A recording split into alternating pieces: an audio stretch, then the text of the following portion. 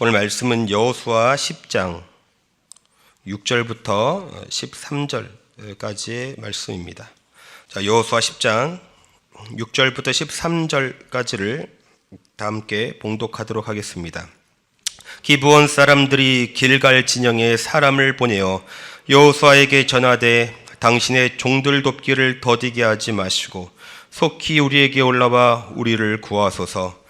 산지에 거주하는 아모리 사람의 왕들이 다 모여 우리를 치나이다 하매 여호수아가 모든 군사와 용사와 더불어 길갈에서 올라가니라. 그때 야훼께서 여호수아에게 이르시되 그들을 두려워하지 말라. 내가 그들을 내 손에 넘겨주었으니 그들 중에서 한 사람도 너를 당할 자 없으리라 하신지라. 여호수아가 길갈에서 밤새도록 올라가 갑자기 그들에게 이르니 야훼께서 그들을 이스라엘 앞에서 패하게 하심으로 여호수아가 그들을 기브온에서 크게 살육하고 베드론에서 올라가는 비탈에서 추격하여 아세고와 막가드까지 이르니라. 그들이 이스라엘 앞에서 도망하여 베드론의 비탈에서 내려갈 때에 야훼께서 하늘의 큰 우박덩이를 아세가에 이르기까지 내리시매 그들이 죽었으니 이스라엘 자손의 칼에 죽은 자보다 우박에 죽은 자가 더 많았더라. 야훼께서 아모리 사람을 이스라엘 자손에게 넘겨주시던 날에 여호수아가 여호와께 아뢰어 이스라엘의 목전에 이르되 태양아 너는 기브온 위에 머무르라. 달아 너도 아얄론 골짜기에서 그리할지어다 하매 태양이 머물고 달이 멈추기를 백성이 그 대적에게 원수를 갚기까지 하였느니라. 야살의 책에 태양이 중천에 머물러서 거의 종일토록 속히 내려가지 아니하였다고 기록되지 아니하였느냐. 아멘. 오늘 말씀을 가지고 승리의 공식이라는 제목으로 말씀을 나누기를 원합니다. 이스라엘과 기브온 주민이 이제 화친을 맺게 됩니다. 근데 그 소식이 예루살렘의 왕 아도니 세덱의 귀에 들어갑니다. 그러니까 아도니 세덱 입장에서는 야 이거 이제 큰일 났다. 이스라엘이 여리고도 무너뜨렸는데 아이성도 무너뜨릴 만큼 힘이 좋은데 아이성보다 용사가 많은 기브온 주민과 동맹까지 맺었으니 지금 치지 않으면 나중에는 답이 없겠다. 그래서 예루살렘의 왕 아도니 세덱이 나머지 4명의 왕들과 연합해서 총 5명의 이제 연합군을 이제 꾸리고 이스라엘과 이제 전쟁을 하게 되는 장면입니다. 여호수아 보면 특징이 하나 있어요. 전쟁이 많다 이거예요. 되게 많습니다. 다양한 전쟁, 양상이 다르고 형태가 다르지만 승리하는 공식, 패턴은 항상 동일합니다. 그래서 우리가 오늘 승리의 공식에 대해서 말씀을 나누려고 합니다. 첫 번째 승리의 공식은 뭐냐? 여호수아에서 항상 언제 승리하는가? 축복의 말씀을 듣고 나가니까 승리하더라 그 얘기예요. 축복의 말씀 듣고 나가니까 늘 승리하더라. 그래서 여러분 여리고성에서도 승리할 수 있었던 이유가 뭐냐? 여호수아 6장 2절에 이렇게 나옵니다. 야훼께서 여호수아에게 이르시되 보라 내가 여리고와 그 왕과 용사들을 내 손에 넘겨주었으니 축복의 말씀을 듣고 나갔더니 여리고성도 이길 수 있었더라 그 얘기예요. 아이성 전쟁은 어떻게 이깁니까? 여호수아 8장 1절 야훼께서 여호수아에게 이르시되 두려워하지 말라 놀라지 말라 군사를 다 거느리고 일어나 아이로 올라가라. 보라 내가 아이 왕과 그의 백성과 그의 성읍과 그의 땅을 다 내 손에 넘겨주었다. 축복의 말씀을 듣고 나가니까 승리하더라. 전쟁은 다양합니다. 형태는 다양합니다. 그러나 승리의 패턴, 승리의 공식은 항상 동일합니다. 말씀 듣고 나가니까 이기더라. 오늘 말씀도 마찬가지예요. 오늘 말씀도 왜 이깁니까? 그게 여호수아 10장 8절에 나옵니다. 그때에 야훼께서 여호수아에게 이르시되 그들을 두려워하지 말라. 내가 그들을 너 손에 넘겨주었으니 그들 중에서 한 사람도 너를 당할 자 없으리라 하신지라. 하나님의 축복을 말씀을 들었기 때문에 오늘 전쟁도 승리한 것이다. 그러니까 성경의 원리는 뭐냐? 승리하는 성경의 원리는 뭐냐? 축복의 말씀 받고 나가면 승리하고 말씀 없이 가면 끝장난다 그 얘기예요. 그 대표적인 사건이 뭡니까? 아간의 범죄 아닙니까? 아간의 범죄. 하나님께서 여리고성을 무너뜨리실 때에 하나님께서 이렇게 말씀하십니다. 하나님께 바친 물건 이외에는 다 너희가 가져라. 하나님의 말씀이 먼저 있었잖아요. 그런데 아간이 그걸 못 참아서 전리품을 훔치다가 죽습니다. 집안이 다 망합니다. 말씀이 분명히 먼저 있었어요. 그런데 말씀보다 아간이 앞서잖아요. 말씀 없이 가면 끝난다. 말씀보다 앞서면 끝난다. 그러나 말씀 받고 말씀이 먼저 하고 내가 따라가면 반드시 승리한다. 그게 여호수아가 우리에게 가르쳐주는 승리의 첫 번째 공식입니다. 그래서 역사적으로도 제가 존경하는 조지 뮬러 목사님도 말씀을 먼저 받고 사역을 했기에 놀라운 일이 벌어지죠. 그러니까 조지 뮬러 목사님 하나님께 받은 축복의 말씀이 있습니다. 시편 68편 5절. 그의 거룩한 처소에 계신 하나님은 고아의 아버지시며 과부의 재판장이시라. 이 말씀을 읽고 영혼이 흔들리는 큰 감동을 받습니다. 그리고 빌립보서 4장 19절. 나의 하나님이 그리스도 예수 안에서 영광 가운데 그 풍성한 대로 너희 모든 쓸 것을 채우시리라. 그러니까 조지 뮬러 목사님 두 가지 축복의 말씀. 하나님은 고아의 아버지시다. 그리고 하나님께서 너희 모든 쓸 것을 채우실 것이다. 이 축복의 말씀을 듣고 사역한 결과, 평생을 사역하신 결과 10,000명의 고아들을 66년 동안 부족함 없이 돌보게 되었습니다. 말씀 받고 가니 승리하더라 그 얘기예요. 그리고 중국에서 유명한 허드슨 텔러 선교사님 축복의 말씀을 먼저 받습니다. 요한복음 15장 5절. 나는 포도나무여 너희는 가지라. 그가 내 안에 내가 그 안에 거하면 사람이 열매를 많이 맺나니 나를 떠나서는 너희가 아무것도 할 수 없습니다. 허드슨 텔러 선교사님은 이 말씀을 읽고 선교를 하면서 주님 안 돼요, 힘들어요, 못하겠어요 하며 몸부림칠 일이 아님을 알았습니다. 예수님의 약속을 믿을 것이냐 아니면 믿지 않을 것이냐 둘 중 하나밖에 없다는 것을 깨달았습니다. 그 테일러 목사님은 축복의 말씀을 믿기로 결단했습니다. 그리고 중국 내지 선교회를 창설하고 800명의 선교사를 파송하고 수십만 명의 중국인을 회개시키고 예수 믿게 하셨습니다. 여러분, 축복의 말씀을 받으면 반드시 승리합니다. 왜 그렇습니까? 말씀 안에는 하나님의 능력이 있기 때문이에요. 말씀 안에 하나님의 능력이 있다는 것을 여러분 정말 믿으십니까? 여러분, 북한군이죠. 북한이 재미있는 게 뭐냐면 성경책이 북한에 들어오는 것을 굉장히 두려워합니다. 성경책이 들어와서 자기의 자국민 사람들이 성경책을 읽는 것을 두려워해요. 이거 되게 신기한 일 아닙니까? 왜 두려워합니까? 사실은 그들이 하나님을 부인한다고 하지만 하나님의 그 말씀 안에 능력이 있다는 것을 믿는다는 반증 아닙니까? 그럼 북한도 이렇게 말씀을 두려워하는데 오히려 우리는 예수 믿는 우리는 말씀을 무시하는 기막힌 일이 때로는 벌어지고 있습니다. 여호수아의 전쟁이 가르쳐주는 것은 무엇입니까? 말씀 없이 가면 끝장난다. 그러나 말씀 받고 말씀 따라가면 반드시 이긴다. 왜 그렇습니까? 말씀 안에는 하나님의 능력이 있기 때문이다. 이것이 믿어지기를 바랍니다. 자, 그러면 두 번째 승리의 공식은 무엇이냐? 여호수아 10장 9절부터 10절입니다.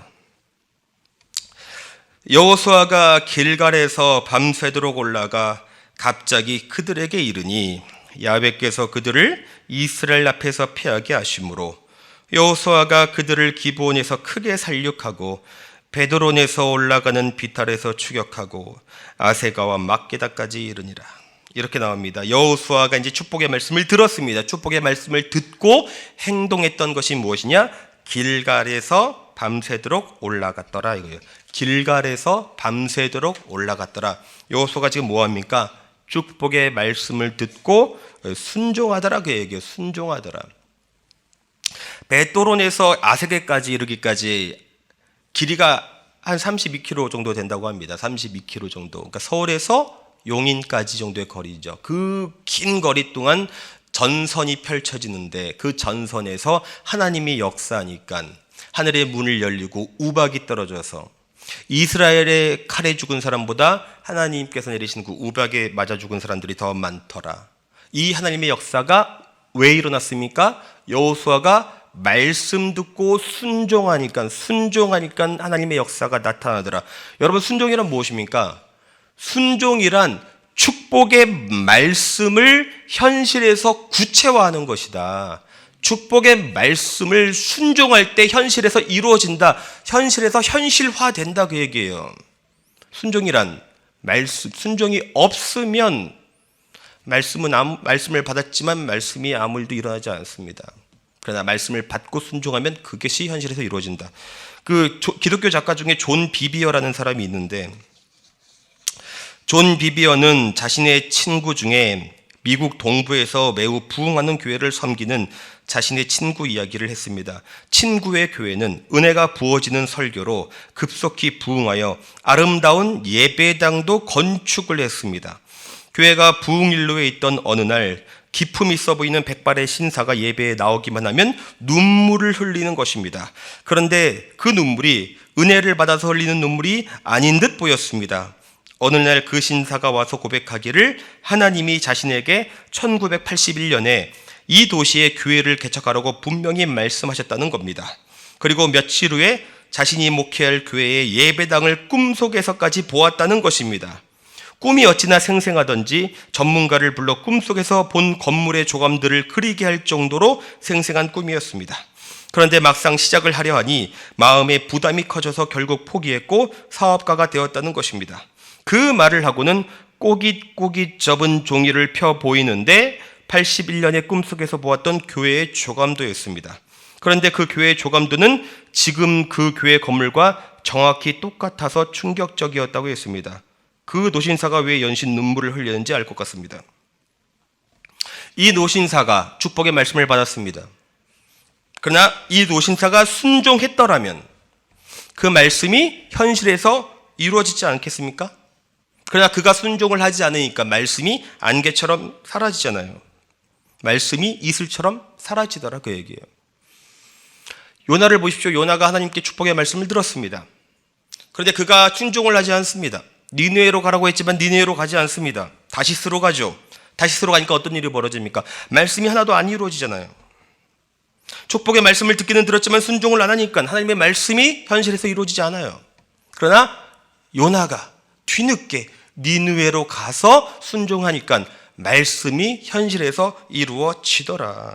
여러분 기억하십시오. 순종이란 무엇입니까? 여러분이 받은 축복의 말씀이 현실에서 이루어지게 하는 통로다. 현실에서 구체화되는 수단이다. 도구다. 그래서 성경이 말하는 게 뭐예요? 말씀만 있고 순종이 없으면 아무 열매가 없다. 선정이란 여러분의 축복의 말씀이 현실에서 풀어지는 것이다. 자, 세 번째. 자, 승리하는 세 번째 공식은 무엇이냐? 여호수아 10장 12절입니다. 12절. 자, 12절.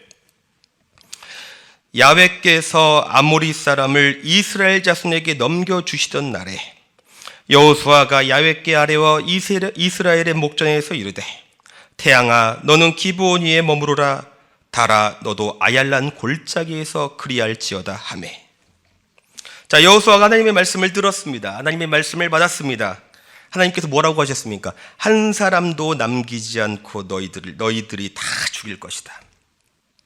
그리고 여호수아가 순종을 했죠. 길갈에서 밤새도록 올라갔습니다. 순종도 했습니다. 말씀도 받았습니다. 순종도 했습니다. 과연 전쟁이 일어났을 때 여호수아가 이렇게 보니까 하나님의 말씀대로 우박도 떨어지고 많은 사람들이 지고, 그래서 그 연합군들이 지금 계속 대패를 하는 상황을 보고 과연 하나님의 말씀은 이루어지는구나 깨닫습니다. 그러나 문제는 시간이었어요. 시간. 해는 떨어지고 있는데 아직 연합군은 여전히 많이 살아 있습니다. 여호수아가 무슨 생각을 하겠습니까? 아직 연합군들이 많이 살아 있다. 그러나 하나님의 말씀이 아직 다 이루어진 것이 아니다. 이렇게 끝날 일 없다. 하나님의 말씀은 반드시 이루어질 것이다. 그래서 여호수아가 무슨 기도합니까? 여호수아가 태양아 너는 기브온 위에 머물러라. 태양아 너는 기브온 위에 머물러라. 여호수아의 기도의 특징은 무엇입니까? 말씀을 받고 하나님의 수준에서 기도를 하더라, 그 얘기예요. 여러분 이런 기도 해본 적 있습니까? 우리는 보통 내 수준에서 기도를 합니다. 무엇을 먹을까? 무엇을 입을까? 주님 좋은 데 취직하게 해주십시오. 좋은 배우자 만날 수 있게 해주십시오. 내 수준에서 기도를 합니다. 그런데 여호수아는 어떤 기도합니까? 지금 말씀을 받은 여호수아는 하나님의 수준에서 문제를 보고 하나님의 수준에서 기도를 하고 있다는 것입니다. 제가 존경하는 목사님 중에 그 미국에 있는데 제임스 몽고메리 보이스, 너무 이름이 긴데. 이제 그분의 전임 담임 목사님의 이야기입니다. 제임스 몽고메리는 아주 세계적인 강해 설교가로 저기 굉장히 제가 좋아하는 목사님인데, 그분의 전임 목사님의 이야기인데, 미국의 도널드 반하우스라는 목사님이 있습니다. 도널드 반하우스. 그 목사님이 이제 모교에 초청을 받고 채플 시간에 이제 설교를 했습니다. 그러자 그 도널드 반하우스를 가르쳤던 교수님이 있을 거 아니에요. 그 스승님이 그의 설교를 듣기 위해 맨 앞자리에 앉았습니다. 그리고 설교가 끝난 후에 스승님은 도널드 반하우스 목사님에게 말했습니다. 내가 가르쳤던 학생들이 와서 설교를 하면 나는 그 설교 속에서 그들이 하나님만을 찾는 사람인가 아닌가를 본다네. 그러면 그들이 어떻게 목회를 하는지 알 수가 있다네. 그런데 만일 자네가 다시 와서 설교한다면 나는 자네 설교를 다시는 듣지 않을 걸세. 그래서 반하우스 목사님이 이제 충격을 받습니다. 그래서 도대체 무슨 뜻인지를 이해를 못해서 다시 설명해 달라고 요구를 했습니다. 그러자 스승은 이렇게 얘기했습니다. 그래, 어떤 사람은 아주 작은 하나님을 가지고 있지. 그들은 도무지 기적을 경험하지도 못하고 고난 가운데 희망도 없이 살아가지. 그래서 나는 그들을 작은 하나님을 섬기는 사람들이라고 부른다네. 그러나 위대한 하나님을 소유한 사람들이 있다네. 그분은 말씀하시고 행하신다네. 그분은 명령하시고 신속히 진행하신다네. 그분은 자기를 두려워하는 사람들을 대신하여 스스로 강한 힘을 어떻게 보여주실 수 있는가를 아신다네. 자네는 위대한 하나님을 소유하였으니 그 하나님께서 자네의 목회에 복을 주실 것이었어요. 저는 이것이 참 감동이 됐어요. 여러분의 하나님은 어떤 하나님입니까? 여러분들은 작은 하나님을 소유합니까? 그래서 여러분 항상 내 수준에서 기도합니까? 작은 하나님을 소유하고 있기 때문에 기도를 할지라도 기도는 하지만 희망은 없습니까?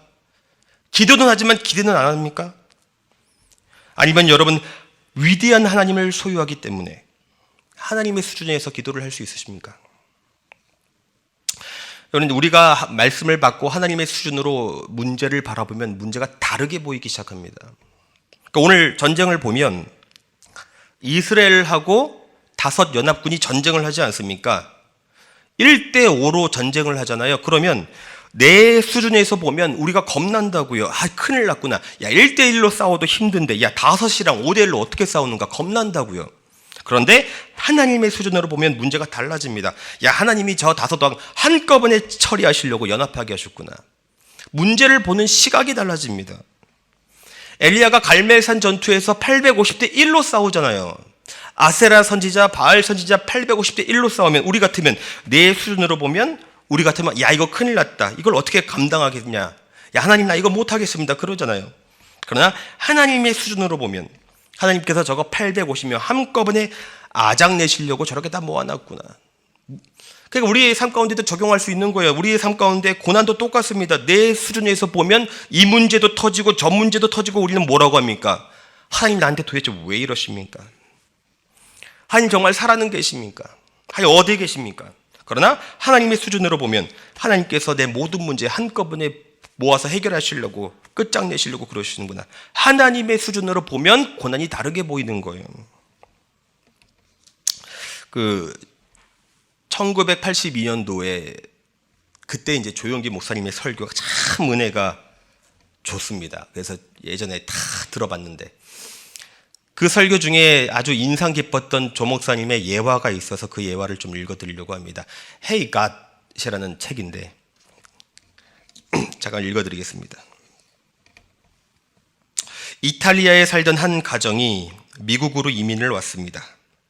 그런데 이 가정은 굉장히 가난했습니다. 아버지는 철도회사에서 노동자로 일하고 있지만 소득이 변변치 않았습니다. 5명의 자녀를 포함한 7명의 가족이 먹고 사는 것만 해도 버거웠습니다. 그런데 이 사람들이 이탈리아 가정이다 보니 주로 스파게티를 해 먹었는데 어느 날 식사를 하려고 스파게티를 준비하려고 보는데 국수가 한 주먹밖에 없었습니다. 1인분도 안 되는 양으로 한 사람조차 배불리 먹을 수 없는 양이었습니다. 그러니 이걸로 어떻게 7 식구가 먹겠습니까? 돈도 없고 괴로운 겁니다. 그래서 어머니가 한숨을 푹 쉬고 있는데 아버지가 퇴근을 하면서 친구들 4명을 집으로 데리고 온 겁니다. 그리고 아내한테 하는 말이 여보, 오늘은 너무 바빠가지고 한 끼도 못 먹었어요. 나도 못 먹고 친구들도 못 먹었습니다. 오늘은 스파게티를 많이 먹을 것 같으니까 많이 좀 준비해 주세요. 살림에 대해서 하나도 모르는 철없는 아버지의 말에 어머니는 기가 막혔습니다. 어머니는 현재 한 명조차 배불리 먹을 양이 없다는 것을 잘 알았기 때문입니다. 그래서 헤이 갓의 그 책의 저자가 이 아들 포글리오인데 이 집 아들입니다. 이 아들이 포글리오, 이 아들이 과연 어머니가 어떻게 하실런지 이렇게 보고 있는데 어머니가 방으로 뛰어들어가서는 성경책을 들고 나오더라는 겁니다. 어머니는 믿음이 좋은 사람이었습니다. 어머니가 성경책을 머리에 이고 부엌으로 갔습니다. 그리고 성경책 위에 한 주먹밖에 없는 국수를 머리에 이고 기도를 합니다. 하나님, 우리 식구 먹을 스파게티도 없는데 남편이 친구 4명이나 데리고 왔습니다. 주님, 저에게는 방법이 없습니다. 그러나 예수님께서 어제나 오늘이나 영원토록 동일하신 분 아닙니까? 예수님께서 2000년 전에도 오병이의 기적을 베푸신 분인데 주님의 뜻이라면 오늘 우리 가정도 배불리 먹고도 남을 줄 믿습니다. 오병이의 은혜를 더하여 주옵소서. 어떻게 기도합니까? 예수님의 수준으로 기도하지 않습니까? 어머니가 그렇게 기도를 했습니다.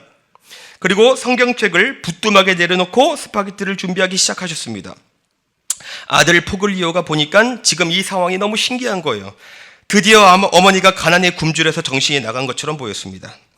어머니는 큰 솥을 꺼내가지고는 물을 가득 담고 보글보글 끓인 다음에 한 주먹밖에 안 되는 스파게티를 넣었습니다. 물은 많은데 스파게티 양이 적으니 넣자마자 물속으로 사라져서 보이지 않았습니다. 몇 가닥도 되지도 않는 스파게티를 계속 휘휘 저었습니다. 기도하면서 찬양하면서 계속 저었습니다. 그리고는 집에는 그릇 11개를 꺼냈는데 집에서 가장 작은 그릇이 아니라 가장 큰 그릇 11개를 꺼냈습니다. 아들 포글리오는 엄마가 자꾸 이상한 행동을 하니까 그게 너무 재미있었습니다. 그런데 엄마가 국수가 다 삶아진 것을 확인하고는 퍼서 그릇에 담는데 퍼서 담고 그릇을 한쪽으로 제쳐놓고 퍼서 담고 그릇을 한쪽으로 제쳐놓고 하는데 놀라운 일이 벌어졌습니다. 국수가 줄지를 않는 것입니다. 그래서 계속 퍼는데도 그릇에 국수를 가득 담아서 거기 모인 11명이 배불리 먹고도 다음날 아침까지 먹었다는 내용을 자기가 너무 충격을 받아서 Hey God이라는 책을 이제 저술을 한 것입니다. 여러분, 이 어머니가 소유한 하나님은 어떤 하나님 같습니까? 작은 하나님 같습니까? 위대한 하나님 같습니까? 이 어머니는 분명히 위대한 하나님을 소유한 자이고 위대한 하나님을 섬기는 자입니다. 그러므로 문제를 볼 때 하나님의 수준으로 봅니다. 하나님의 수준으로 기도합니다. 그러니까 오늘 놀라운 일이 벌어지지 않습니까? 여호수아 어떻습니까? 오늘 말씀에 여호수아가 말씀을 받았습니다. 그는 위대한 하나님을 소유했습니다. 그러니까 문제를 볼 때 하나님의 수준으로 보고 하나님의 수준으로 기도를 하니까 놀라운 일이 벌어지지 않습니까? 저는 여러분들이 위대한 하나님을 소유하기를 바랍니다. 하나님의 수준으로 문제를 보시고 하나님의 수준으로 기도하면 반드시 승리한다. 이것이 세 번째 공식입니다. 말씀을 정리하면 여호수아가 알려주는 승리의 공식은 이것입니다. 첫 번째, 먼저 축복의 말씀을 듣고 나가십시오. 그러면 반드시 승리한다. 그러나 말씀 없이 가면 패한다. 두 번째, 말씀을 들었다면 여러분 순종하십시오. 홍해가 언제 갈라집니까? 모세가 지팡이를 들었을 때, 순종할 때. 요단강이 언제 멈춥니까? 제사장들이 발을 물에 담갔을 때, 순종할 때. 여리고성이 언제 무너집니까? 이스라엘이 성을 돌았을 때, 순종할 때. 순종이란 무엇입니까? 말씀을 현실에서 이루어지게 하는 것, 말씀이 현실에서 구체하게 되게 하는 것, 그게 순종입니다. 세 번째, 축복의 말씀들을 듣고 순종도 했다면 이제는 하나님의 수준에서 문제를 보시고 하나님의 수준에서 여러분 기도하십시오.